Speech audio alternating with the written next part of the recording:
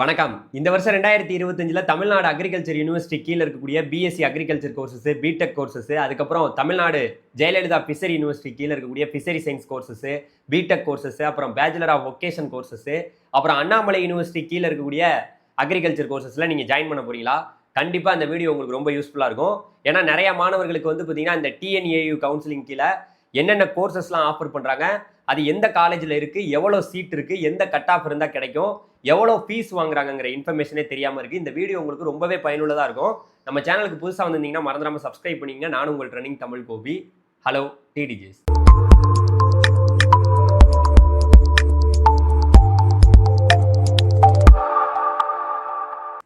அதாவதுங்க 12th ரிசல்ட்டுக்காக எல்லா மாணவர்களும் வெயிட் பண்ணிட்டு இருக்கீங்க. கண்டிப்பாக உங்களுக்கு என்ன கட் ஆஃப் வருது அப்படிங்கிறத பொறுத்து தான் நீங்கள் இன்ஜினியரிங் படிக்க போகிறீங்களா, இல்லை அக்ரிகல்ச்சர் போக போகிறீங்களா, இல்லை வந்து வெட்டினரி போக போகிறீங்களா, இல்லை ஆர்ட்ஸ் அண்ட் சயின்ஸ் போக போகிறீங்களாங்கிறத நீங்கள் முடிவு பண்ணலாம். கட் ஆஃப் தான் நீங்கள் என்ன படிக்க போகிறீங்கிறத முடிவு பண்ண போகுது. இப்போது இந்த டிஎன்ஏயு, அதுக்கடுத்து டிஎன்ஜேஎஃப்யூ, அதுக்கடுத்து அண்ணாமலை யூனிவர்சிட்டி, இது எல்லாத்துக்குமே கவுன்சிலிங் நடத்துகிறாங்க. அதுக்கு நீங்கள் டிஎன்ஏயூவில் அப்ளை பண்ணலாம் உங்கள் ரிசல்ட் வந்ததுக்கப்புறம். ஸோ இப்போ என்ன மேட்டர்னா, அதில் எவ்வளோ கோர்சஸ் இருக்குது. இப்போ பிஎஸ்சி அக்ரிகல்ச்சர்னு எடுத்துக்கிட்டோம்னா கவர்மெண்ட் காலேஜில் எவ்வளோ சீட் இருக்குது, ப்ரைவேட் காலேஜில் எவ்வளோ சீட் இருக்குது, இந்த மாதிரி நிறைய இன்ஃபர்மேஷன் தெரியாமல் இருக்கீங்க. இப்போ நான் உங்களுக்கு ஒன்று ஒன்றா கிளியராக புட்டு வைக்கிறேன். நீங்கள் கரெக்டாக பார்த்தா போதும் உங்களுக்கு நிறைய இன்ஃபர்மேஷன் தெரிய வரும். இப்போ பார்த்தீங்கன்னாங்க நம்ம தமிழ்நாடு அக்ரிகல்ச்சர் யூனிவர்சிட்டி கீழே நிறைய கோர்சஸ் ஆஃபர் பண்ணுறாங்க. ஆனால் எல்லாரோட ஆசையும் என்னவா இருக்குன்னா பிஎஸ்சி அக்ரிகல்ச்சர் தான் படிக்கணும்னு ஆசையாக இருக்கும். இப்போ பார்த்தீங்கன்னா இதுக்கு கீழே பிஎஸ்சி அக்ரிகல்ச்சரு, பிஎஸ்சி ஹார்டிகல்ச்சரு, பிஎஸ்சியில் வந்து ஃபாரஸ்ட்ரி, அதுக்கப்புறம் பிஎஸ்சியில் செரிகல்ச்சரு, அதுக்கப்புறம் பிஎஸ்சியில் வந்து ஃபுட் நியூட்ரிஷன் அண்டு டயட்டிக்ஸு, அதுக்கடுத்து வந்து பார்த்தீங்கன்னா பிஎஸ்சியில் அக்ரி பிஸ்னஸ் மேனேஜ்மெண்ட், இந்த மாதிரி சயின்ஸ் கோர்சஸ் இவ்வளவு ஆஃபர் பண்ணுறாங்க. அதுக்கடுத்து வந்து பார்த்தீங்கன்னா டெக்னாலஜி கோர்சஸும் ஆஃபர் பண்ணுறாங்க. டெக்னாலஜி கோர்சஸ் பார்த்தீங்கன்னா அதாவது பிடெக்கில் அக்ரிகல்ச்சர் இன்ஜினியரிங்கு, அதுக்கடுத்து வந்து பார்த்தீங்கன்னா பிடெக்கில் வந்து பயோடெக்னாலஜி, அப்புறம் பிடெக்கில் வந்து பயோ இன்ஃபர்மேட்டிக்ஸு, அப்புறம் பிடெக்கில் வந்து ஃபுட் டெக்னாலஜி, பிடெக்கில் வந்து பார்த்தீங்கன்னா எனர்ஜி அண்டு என்விரான்மெண்டல் இன்ஜினியரிங்கு, அப்புறம் பிடெக்கில் அக்ரிகல்ச்சர் இன்ஃபர்மேஷன் டெக்னாலஜி, இவ்வளோ கோர்சஸ் ஆஃபர் பண்ணுறாங்க. இது ஒட்டு மொத்தமாக கவர்மெண்ட் காலேஜ்லன்னு பார்த்தீங்கன்னா பிஎஸ்சி அக்ரிகல்ச்சர் கோர்ஸுக்கு மொத்தமாகவே ஒரு 10 காலேஜ் தான் இருக்குது. ஒரு 1335 சீட்டு தான் இருக்குது.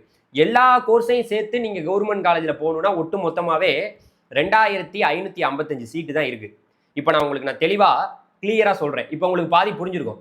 சரி சார், எங்களுக்கு எலிஜிபிலிட்டி இருக்கா, இந்த அக்ரிகல்ச்சர் படிக்கணும்னா எங்களுக்கு என்ன கட் ஆஃப் இருக்கணும், நாங்கள் என்ன சப்ஜெக்ட் எடுத்து 12th படிச்சிருக்கணும்னு நீங்கள் கேட்பீங்க. கண்டிப்பாக இப்போ அதை உங்களுக்கு தெளிவுபடுத்துகிறேன். அதாவது நீங்கள் சயின்ஸ் கோர்சஸ் வந்து பார்த்தீங்கன்னா படிக்க போறீங்கன்னு வச்சிங்களேன். இப்போ பிஎஸ்சி அக்ரிகல்ச்சர், ஹார்டிகல்ச்சரு, அதுக்கடுத்து வந்து பார்த்தீங்கன்னா அதில் உள்ள கோர்சஸ் எல்லாம் நீங்கள் படிக்கணும்னா அதுக்கு வந்து பார்த்தீங்கன்னா நீங்கள் மெயினாக அதாவது மேக்ஸு, ஃபிசிக்ஸு, கெமிஸ்ட்ரி, அதுக்கடுத்து வந்து பார்த்தீங்கன்னா பயாலஜி, இது ரொம்ப முக்கியம். இப்போ சயின்ஸ் கோர்சஸ்க்குலாம் ஒருவேளை நீங்கள் மேக்ஸ் எடுக்கலைன்னா கூட நான் வந்து அதாவது வந்து பியூர் சயின்ஸ் கோர்ஸ் படித்தேன் சார், அதாவது பாட்னி, சுவாலஜி, ஃபிசிக்ஸ், கெமிஸ்ட்ரி அப்படி இருந்தாலும் பரவாயில்ல. சில பேர் கம்ப்யூட்டர் சயின்ஸ்லாம் படிச்சிருப்பீங்க. அந்த மாணவர்களுமே இந்த சயின்ஸ் கோர்சஸுக்கு எலிஜிபிள். ஓகே, இப்போ அந்த எலிஜிபிலிட்டி டீட்டெயில்ஸ்லாம் கொடுத்துருக்கேன். இதில் உங்களுக்கு என்ன நீங்கள் வந்து 12th எடுத்து படிச்சிருக்கீங்களோ அப்போ நீங்கள் இந்த கோர்சஸ்லாம் சூஸ் பண்ணி படிக்கலாம். அதே போல் அடுத்து வந்து பார்த்தீங்கன்னா நம்ம மாணவர்கள் இந்த பிடெக் கோர்சஸ் இருக்குது. இதில் அதாவது ஃபுட் டெக்னாலஜி, அப்புறம் அக்ரிகல்ச்சர் இன்ஜினியரிங், இதெல்லாம் இருக்குது. இந்த பிடெக் கோர்சஸுக்கு மேக்ஸ் வந்து நீங்கள் கம்பல்சரி சூஸ் பண்ணியிருக்கணும். அதுக்கும் எலிஜிபிலிட்டி கொடுத்துருக்கேன், நீங்கள் பார்த்துங்க. ஸோ இந்த எலிஜிபிலிட்டி இருந்துச்சுன்னா நீங்கள் கண்டிப்பாக அப்ளை பண்ணலாம். ஓகே, இப்போ இதில் வந்து எல்லாரோட ஒரு கனவு என்னவா இருக்குன்னா எப்படியாவது பிஎஸ்சி அக்ரிகல்ச்சர் நம்ம கவர்மெண்ட் காலேஜுக்கு போகணும்னு தான் ஆசையாக இருக்கும். ஒரு 10 காலேஜ் இருக்குங்க. அந்த 10 காலேஜ் நான் சொல்கிறேன். ஒரு 1335 சீட் இருக்குது. அதில் பார்த்தீங்கன்னா கோயம்புத்தூரில் உள்ள காலேஜில் ஒரு 124 சீட் இருக்குது பிஎஸ்சி அக்ரிகல்ச்சரு, அப்புறம் மதுரையில் ஒரு 160 சீட்டு, அப்புறம் கிள்ளிக்குளத்தில் வந்து ஒரு 160 சீட்டு, திருச்சியில் ஒரு காலேஜ் இருக்குது, அங்கே ஒரு 100 சீட்டு, அப்புறம் வந்து திருவண்ணாமலை வாழவச்சனூரில் ஒரு காலேஜ் இருக்குது, அங்கே 160 சீட்டு, அப்புறம் புதுக்கோட்டை குடுமியான்மலையில் வந்து ஒரு காலேஜ் இருக்குது, அங்கே 160 சீட்டு, தஞ்சாவூர் ஈச்சங்கோட்டையில் ஒரு காலேஜ் இருக்குது, அங்கே 160 சீட்டு, அப்புறம் கரூரில் ஒரு காலேஜ் இருக்குது, அங்கே ஒரு 75 சீட்டு, அதுக்கடுத்து வந்து பார்த்தீங்கன்னா நாகப்பட்டினத்தில் ஒரு காலேஜ் இருக்குது, அங்கே ஒரு 71 சீட்டு, அப்புறம் செட்டிநாட்டில் ஒரு காலேஜ் இருக்குது, அங்கே ஒரு 161 சீட்டு. ஒட்டு மொத்தமாகவே 1335 சீட்டு தான் இருக்குது கவர்மெண்ட் காலேஜில். அதே ஹார்டிகல்ச்சர்னு பார்த்தீங்கன்னா ஒரு 4 காலேஜில் இருக்குது. மொத்தமாகவே 397 சீட்டு தான் இருக்குது. ஸோ அதில் தமிழ் மீடியம் எல்லா விவரங்களுமே நான் கொடுத்துருக்கேன், நீங்கள் பார்த்துக்கலாம் அதில் டீட்டெயிலாகவே. அதில் வந்து இப்போ இந்த வழியாக 12th மார்க் கட் ஆஃப் வந்து இப்போ உங்களுக்கு தெரியும். இந்த கட் ஆஃபை வந்து நீங்கள் உங்களுடைய கட் ஆஃப் எப்படி வரப்போகுதுங்கிறத பொறுத்து தான் இருக்குது. கட் ஆஃபை வச்சு மட்டும்தான் போகலாமான்னு கேட்டிங்கன்னா இங்கே வேறு வழி ஒன்று இருக்குது. கியூட் எக்ஸாம் எழுதிட்டு சில பேர் இந்த ஐகார் மூலியமாக வந்து அதுக்குன்னு சதவீதம் ஒரு 15 சீட்டை வந்து கொடுத்துருவாங்க ஆல் இந்தியா கோட்டாவுக்கு. அது வழியாகவும் நீங்கள் வரலாம். பட் ஆனால் 12th மார்க்கை வச்சு நிறைய மாணவர்கள் நம்ம தமிழ்நாட்டு மாணவர்கள் இப்போ இது வழியாகவும் போகலாம். இப்போ நான் சொன்ன சீட்டு எல்லாமே 12th மார்க்கை வச்சு போக வேண்டிய ஒரு சீட்டு. இப்போ உங்களுக்கு எல்லாமே புரிய வந்திருக்கும்னு நினைக்கிறேன். சரி மாணவர்களே, இப்போ வந்து நம்ம கவர்மெண்ட் காலேஜுக்கு பார்த்தாச்சு. இந்த கவர்மெண்ட் காலேஜ்லாம் உங்களுக்கு கிடைக்கணும்னா கட் ஆஃபை பொறுத்த வரைக்கும் நீங்கள் ஓசி, பிசி, பிசிஎம், எம்பிசி கேட்டகரி இருந்தீங்கன்னா கண்டிப்பாக ஒரு 190க்கு மேலே இருந்தால் தான் நீங்கள் கவர்மெண்ட் காலேஜ்லாம் ட்ரை பண்ணலாம். இதே எஸ்சி, எஸ்சிஏ, எஸ்டியா இருந்தீங்கன்னா கண்டிப்பாக ஒரு 185க்கு மேலே இருந்தாவே இந்த கவர்மெண்ட் காலேஜுக்குள்ள ஏதாவது ஒரு கோர்ஸ் வந்து இப்போ நான் சொன்னதில்ல ஹார்டிகல்ச்சரோ இல்லை பிடெக் கோர்சஸோ இல்லை சயின்ஸ் கோர்சஸில் அக்ரிகல்ச்சரோ ஏதோ ஒன்று நீங்கள் ட்ரை பண்ணி பார்க்கலாம் கண்டிப்பாக. ஏன்னா வந்து எவ்வளோ பேர் அப்ளை பண்ணுறாங்க, எத்தனை பேர் விண்ணப்பிக்காங்கிற பொறுத்து தான் இருக்குது. அதில் வந்து ரேங்க் லிஸ்ட்லாம் வெளியிடுவாங்க, அதை பொறுத்து இருக்குது. சரி, ஓகே. இப்போது அப்படியே இன்னொரு இது, இந்த டிஎன்ஏக்கு கீழே ப்ரைவேட் காலேஜ்னு இருக்குது. ப்ரைவேட் காலேஜ்னு பார்த்தீங்கன்னு வச்சுங்களேன், இங்கே வந்து ப்ரைவேட் காலேஜில் ஃபீஸ் கொஞ்சம் அதிகமாக வரும். அதெல்லாம் அஃபிலியேட்டட் காலேஜ் லிஸ்ட்டில் இருக்குது. இதில் வந்து பிஎஸ்சி அக்ரிகல்ச்சர் கோர்ஸ் ப்ரைவேட் காலேஜில் இருக்குது. அப்படி பார்த்தீங்கன்னா ப்ரைவேட் காலேஜில் ஒட்டு மொத்தமாக ஒரு 26 காலேஜ் இருக்குங்க. இந்த 26 காலேஜில் பிஎஸ்சி அக்ரிகல்ச்சரு 2670 சீட் இருக்குது ப்ரைவேட் காலேஜில். ஆனால் ஃபீஸு எக்கச்சக்கமாக இருக்கும். ஏன்னா ப்ரைவேட் காலேஜுங்கும் போது கண்டிப்பாக ஃபீஸ் அதிகமாக தான் வாங்குவாங்க. கவர்மெண்ட் கோட்டாவில் போனாவே ஃபீஸ் அதிகமாக இருக்குங்கிற மாதிரி நான் சொல்கிறேன். அடுத்து வந்து பார்த்தீங்கன்னா அதே பிஎஸ்சி ஹார்டிகல்ச்சர் வந்து பார்த்தீங்கன்னா 2 காலேஜில் இருக்குது ப்ரைவேட் காலேஜில். ஒரு 136 சீட்டு வந்து பார்த்தீங்கன்னா இருக்குது ப்ரைவேட்டில். இப்போ உங்களுக்கு இந்த விவரங்கள் நான் இங்கே போட்டிருக்கேன். எல்லா டீட்டெயிலும் நீங்கள் பார்த்துருப்பீங்க, எவ்வளோ சீட்டு ஒவ்வொரு காலேஜ்லையும் ப்ரைவேட்டில் இருக்குங்கிறது நீங்கள் இதில் டீட்டெயிலாக பார்த்துருக்கலாம். இப்போ புரிஞ்சிருச்சுல, டிஎன்ஏக்கு கீழே எவ்வளோ சீட் இருக்குது, என்ன எல்லா விவரங்களும் உங்களுக்கு தெரிஞ்சிருக்கும். ப்ரைவேட் காலேஜுக்கு போகிறதுனா கட் ஆஃப் கொஞ்சம், அதாவது ஒரு ஓசி, பிசி, பிசிஎம், எம்பிசியாக இருந்துச்சிங்கன்னா கண்டிப்பாக உங்களுக்கு ஒரு 160க்கு மேலே இருந்தாவே நீங்கள் ட்ரை பண்ணலாம். எஸ்சி, எஸ்சி, எஸ்டியாக இருந்தீங்கன்னா ஒரு 155க்கு மேலே இருந்தாவே நீங்கள் கண்டிப்பாக கவுன்சிலிங்க்கு வெயிட் பண்ணலாம். எல்லாருமே கவர்மெண்ட் காலேஜுக்கு போகணும் தான் பெரிய லெவலில் ஆசைப்படுவாங்க. அதுக்கு ரொம்ப டிமாண்டு, ஏன்னா சீட் ரொம்ப கம்மி இல்லை. அதை நீங்கள் நல்லா புரிஞ்சுக்கணும். ஓகே, ஃபீஸ் ஸ்ட்ரக்சர் எவ்வளோ சார் அக்ரிகல்ச்சருக்கு, அதை சொல்லுங்கள் அப்படின்னா, ஃபீஸ் ஸ்ட்ரக்சரை பொறுத்த வரைக்கும் அவங்க எல்லாமே வெப்சைட்டில் டீட்டெயிலாக கொடுத்துருக்காங்க. 2024 ரிப்போர்ட்டின் அடிப்படையில் பார்த்தோம்னா ஒரு செமஸ்டருக்கு சயின்ஸ் கோர்சஸுக்கெல்லாம் 23,000 ரூபா வாங்குறாங்க. அதே டெக்னாலஜி கோர்சஸுக்கு உங்களுக்கு 63,000 ரூபா வாங்குறாங்க. ஆனால் ஃபஸ்ட் இயர் மட்டும் நீங்கள் சயின்ஸ் கோர்சஸுக்கு 34,325 ரூபா கட்டுற மாதிரி இருக்கும். அதே டெக்னாலஜி கோர்சஸ்னால் 74,325 ரூபா கட்டுற மாதிரி இருக்கும். இப்போது ஃபீஸ் ஸ்ட்ரக்சரே உங்களுக்கு சொல்லிட்டேங்க. கண்டிப்பாக இதை பற்றின இன்ஃபர்மேஷன் நம்ம சேனலில் வரும். இது ஒரு டாபிக், இது முடிச்சாச்சு. இப்போ அடுத்த டாபிக் வந்து பார்த்தீங்கன்னா நம்மளுடைய அண்ணாமலை யூனிவர்சிட்டி. அண்ணாமலை யூனிவர்சிட்டிலையும் வந்து பார்த்தீங்கன்னா உங்களுக்கு அக்ரிகல்ச்சர் கோர்சஸ் ஆஃபர் பண்ணுறாங்க. அதுவுமே இந்த டிஎன்ஏக்குள்ளேயே நீங்கள் அப்ளை பண்ணலாம். அங்கே பார்த்தீங்கன்னு வச்சுங்களேங்க, பிஎஸ்சி அக்ரிகல்ச்சரு அப்புறம் பிஎஸ்சி ஹார்டிகல்ச்சர் இந்த 2 கோர்சஸ் மட்டும்தான் இருக்குது. அது இந்த கவுன்சிலிங்கில் வருது. அதில் பார்த்தோம்னா பிஎஸ்சி அக்ரிகல்ச்சருக்கு கவர்மெண்ட்டில் வந்து பார்த்தீங்கன்னா அதாவது வந்து பார்த்தீங்கன்னா 120 சீட்டு வந்து பார்த்தீங்கன்னா இருக்குது. அதே செல்ஃப் சப்போர்ட்டட் வந்து பார்த்தீங்கன்னா ஒரு 120 சீட் இருக்குது. ஒட்டுமொத்தமாக ஒரு 240 சீட் வந்து பார்த்தீங்கன்னா பிஎஸ்சி அக்ரிகல்ச்சருக்கு இருக்குது. அதே பிஎஸ்சி ஹார்டிகல்ச்சருக்கு வந்து பார்த்தீங்கன்னா ஒரு 100 சீட் இருக்குது. இதுதான் அண்ணாமலையில் இருக்கக்கூடிய, அண்ணாமலை யூனிவர்சிட்டியில் இருக்கக்கூடிய சீட்டு. இங்கே வந்து பார்த்தீங்கன்னா ஃபீஸ் ஸ்ட்ரக்சரை பொறுத்த வரைக்கும் அண்ணாமலை யூனிவர்சிட்டியில் சொல்ல போகணுன்னா ஒரு மினிமம் வந்து பார்த்தீங்கன்னா உங்களுக்கு அக்ரிகல்ச்சர் அதுக்கப்புறம் ஹார்டிகல்ச்சர் அதில் இந்த கவர்மெண்ட் எய்டட் கோர்சஸ்க்குலாம் 56,030 ரூபா தான் ஃபீஸ் பெர் ஆனமே ஒரு வருஷத்துக்கே. ஆனால் இதே நீங்கள் வந்து செல்ஃப் சப்போர்ட்டட் கோர்ஸ் எடுத்தீங்கன்னா அக்ரிகல்ச்சர் ஹார்டிகல்ச்சர் அதில் வந்து பார்த்தீங்கன்னா செல்ஃப் சப்போர்ட்டட் கோர்ஸாக இருந்துச்சுன்னா 1,21,000 ரூபா 21,200 ரூபா வருது. இதுதான் அவங்க வெப்சைட்டில் கொடுத்துருக்காங்க. இங்கேயுமே கட் ஆஃப் வந்து பார்த்தீங்கன்னா உங்களுக்கு அக்ரிகல்ச்சருக்கு டெஃபினட்டாக வந்து பார்த்தீங்கன்னா நீங்கள் ஓசி, பிசி, பிசிஎம், எம்பிசிக்கெல்லாம் ஒரு 190க்கு மேலே, எஸ்சி, எஸ்சி, எஸ்டிக்கெல்லாம் 185க்கு மேலே கண்டிப்பாக வெயிட் பண்ணலாம். நீங்கள் அப்ளை பண்ணுறது நீங்கள் டிஎன்ஏயு வெப்சைட்லேயே அப்ளை பண்ணிக்கலாம். இது ஒரு டாபிக் இப்போ சொல்லி முடிச்சாச்சு. அடுத்து ரொம்ப முக்கியம், இதை பற்றிலாம் நிறைய பேருக்கு தெரியாது. தமிழ்நாடு நம்மளுடைய ஜெயலலிதா ஃபிஷரி யூனிவர்சிட்டி கீழே ஏகப்பட்ட கோர்சஸ் ஆஃபர் பண்ணுறாங்க. அதாவது பார்த்தீங்கன்னா வச்சுங்களேன், இங்கே வந்து அதாவது bachelor of fishery science courses வந்து பார்த்தீங்கன்னா இருக்குது. அதுக்கடுத்து வந்து பார்த்தீங்கன்னா உங்களுக்கு பிடெக் கோர்சஸ் ஆஃபர் பண்ணுறாங்க. அப்புறம் வந்து பார்த்தீங்கன்னா பேச்சுலர் ஆஃப் ஒகேஷன் கோர்சஸ்லாம் ஆஃபர் பண்ணுறாங்க. இதில் ஏகப்பட்ட கோர்சஸ் இருக்குங்க. அதாவது வந்து பார்த்தீங்கன்னா பேச்சுலர் ஆஃப் ஃபிஷரி சயின்ஸ் வந்து பார்த்தீங்கன்னா இருக்குது. அப்புறம் வந்து அதாவது பிடெக்கில் வந்து ஃபிஷரிஸ் இன்ஜினியரிங் வந்து பார்த்தீங்கன்னா இருக்குது. அப்புறம் எனர்ஜி அண்ட் என்விரான்மெண்டல் இன்ஜினியரிங் இருக்குது. அதுக்கடுத்து வந்து பார்த்தீங்கன்னு வச்சுங்களேன், ரொம்ப முக்கியமாக பிடெக்கில் வந்து பயோடெக்னாலஜி, பிடெக்கில் வந்து ஃபுட் டெக்னாலஜி, அப்புறம் வந்து பிபிஏ அதில் வந்து பார்த்தீங்கன்னா ஃபிஷரிஸ் என்டர்பிரைசஸ் மேனேஜ்மெண்ட் அப்படின்னு ஒரு கோர்ஸ் இருக்குது.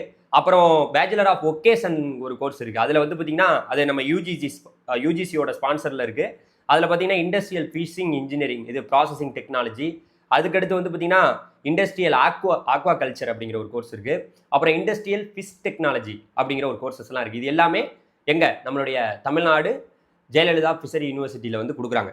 சரி, ஓகே. இப்போ இதுக்கு வந்து பார்த்தீங்கன்னா எவ்வளோ சீட்ஸ் வந்து இருக்குன்னா, பேச்சுலர் ஆஃப் ஃபிஷரி சயின்ஸ் கோர்சஸ்க்கு வந்து பார்த்தீங்கன்னா ஒட்டு மொத்தமாக ஒரு 3 காலேஜில் வந்து பார்த்தீங்கன்னா சீட் இருக்குது. அதாவது அது கவர்மெண்ட் காலேஜ் 3 காலேஜ். ஒரே ஒரு காலேஜ் மட்டும் அப்ளியேட்டட் காலேஜில் ப்ரைவேட்டில் இருக்குது. ஒட்டு மொத்தமாக பார்த்தீங்கன்னு வச்சுங்களேங்க, இந்த 3 காலேஜ் சொல்கிறல்ல, அதாவது பேச்சுலர் ஆஃப் ஃபிஷரி சயின்ஸுக்கு 3 காலேஜ் பார்த்தீங்கன்னா, ஒன்று வந்து நம்மளுடைய தூத்துக்குடியில் இருக்குது, அங்கே ஒரு 40 சீட்டு. அதுக்கப்புறம் இன்னொன்று வந்து doctor MGR fishery university institute வந்து பார்த்தீங்கன்னா பொன்னேரியில் இருக்குது, அங்கே ஒரு 40 சீட்டு. அப்புறம் டாக்டர் எம்ஜிஆர் ஃபிஷரி யூனிவர்சிட்டி வந்து இன்ஸ்டியூட் வந்து பார்த்தீங்கன்னா நம்மளுடைய நாகப்பட்டினம் தலைஞாயிறில் இருக்குது, அங்கே ஒரு 40 சீட்டு. ஒட்டு மொத்தமாகவே ஒரு 120 சீட் இருக்குது. அதே ஒரு பிரைவேட் காலேஜ் ஒன்று இருக்குது, பேச்சுலர் ஆஃப் ஃபிஷரி சயின்ஸ், அது வந்து பார்த்தீங்கன்னா கன்னியாகுமரியில் இருக்குது. அதில் வந்து பார்த்தீங்கன்னா அது ஒரு 126 சீட்டு தான் இருக்குது. அதுக்கப்புறம் வந்து பார்த்தீங்கன்னா மற்ற கோர்சஸ் நீங்கள் வந்து பிடெக்கில் வந்து நான் ஃபிஷரிஸ் இன்ஜினியரிங் படிக்க போகிறேன், பிடெக்கில் வந்து பார்த்தீங்கன்னா நான் வந்து அதாவது எனர்ஜி என்விரான்மெண்டல் இன்ஜினியரிங் படிக்க போகிறேன், பிடெக்கில் பயோடெக்னாலஜி, பிடெக்கில் ஃபுட் டெக்னாலஜி, இந்த பிபிஏ, அப்புறம் பேச்சுலர் ஆஃப் ஒகேஷன், இந்த கோர்சஸ் எல்லாத்துக்குமே ஃபீஸ் உங்களுக்கு ரொம்ப ரொம்ப கம்மியான குறைவான இடங்கள் தான் இருக்குது. ஒட்டு மொத்தமாகவே இந்த டிஎன் அதாவது ஜேஎஃப்யூ தமிழ்நாடு ஜெயலலிதா ஃபிஷரி யூனிவர்சிட்டியில் 345 சீட்டு தான் இருக்குது. அதை நீங்கள் நல்லா புரிஞ்சுக்கணும். இப்போது புரிஞ்சிருச்சா? இதில் ஒவ்வொரு கோர்சஸுக்கும் ஃபீஸ் வந்து ஒரு மாதிரி மாறும். இப்போ பார்த்தீங்கன்னு வச்சிங்களேன், இதிலலாம் வந்து நீங்கள் செமஸ்டருக்கு 8 செமஸ்டருக்கும் எவ்வளோ ஃபீஸு, அதாவது நீங்கள் வந்து பார்த்தீங்கன்னா பேச்சுலர் ஆஃப் ஃபிஷரி சயின்ஸு, அதுக்கடுத்து வந்து பார்த்தீங்கன்னா பிடெக் கோர்சஸ் இதில் எடுக்க போனீங்கன்னா எவ்வளோ ஃபீஸுங்கிற இன்ஃபர்மேஷன் கொடுத்துருக்காங்க. அதே சேம் டைம் இதில் வந்து பார்த்தீங்கன்னா நீங்கள் அதாவது மற்ற கோர்சஸ், அதாவது நான் பேச்சுலர் ஆஃப் ஒகேஷன்ஸ், அதுக்கடுத்து பிபிஏ கோர்சஸ் எல்லாம் எடுக்க போறீங்கன்னா எவ்வளோ ஃபீஸ் அப்படிங்கிறதெல்லாம் கொடுத்துருக்காங்க. எல்லா டீட்டெயிலுமே உங்களுக்கு கண் முன்னாடியே நான் எல்லாத்தையும் காட்டியிருக்கேன். இப்போ எல்லாமே உங்களுக்கு ஓரளவுக்கு புரிஞ்சிருக்கும்னு நினைக்கிறேன். நல்லா ஒன்று புரிஞ்சுக்குங்க, இந்த டிஎன்ஏயூவாக இருக்கட்டும், அதுக்கடுத்து நம்மளுடைய தமிழ்நாடு ஜெயலலிதா ஃபிஷரி யூனிவர்சிட்டியாக இருக்கட்டும், அதுக்கடுத்து நம்மளுடைய அண்ணாமலை யூனிவர்சிட்டியாக இருக்கட்டும், எல்லாத்துக்குமே ஒரே அப்ளிகேஷன் தான். நீங்கள் ஆன்லைனில் ஒவ்வொரு யூனிவர்சிட்டிக்கும் தனித்தனியாக நீங்கள் வந்து அப்ளை பண்ணுற மாதிரி இருக்கும்.